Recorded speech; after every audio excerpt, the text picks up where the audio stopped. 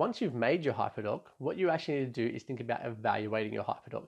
And you should evaluate it before you give it to your students, while your students are using it, and then after your students have finished using it, so that you're actually getting lots of evaluation coming in to really improve and make sure that your hyperdoc is as good as you can make it.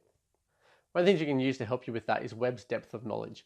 That basically just goes through and has 4 levels of knowledge, beginning at the really basic low level stuff and working its way up to the higher level stuff. It's very similar to Bloom's taxonomy, so which starts with remembering stuff and understanding things, and then moves its way through to analyzing, evaluating, and creating stuff with that knowledge.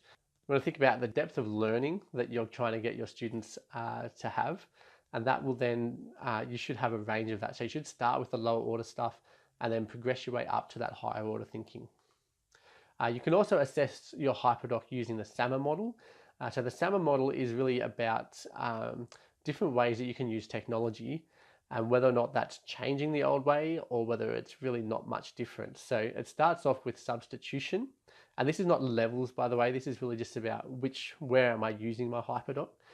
So substitution is, I used to have a worksheet, and now I'm going to give it to them as a Word document, and the students are still going to be just typing and answering questions.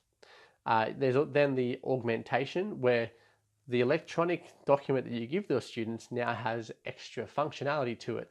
So that might be using a Google Doc, because there the kids can comment, they can share, they can collaborate, and that networking starts to begin on that document. So that document's allowed extra functionality to the students' workflow.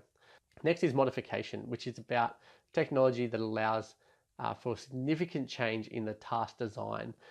So it might be that you can now allow your students to go and create stuff on Canva, or they might be using Soundtrap to create a podcast or something like that, where your students are now suddenly able to do things that they couldn't do without technology.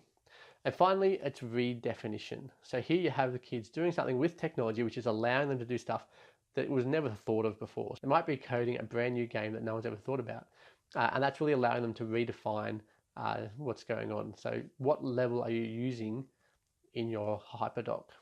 And then finally, you can use the Est Standards. Now, Est have both teachers and student standards. And these standards really look at things like digital citizenship. They look at people being knowledge creators rather than knowledge consumers.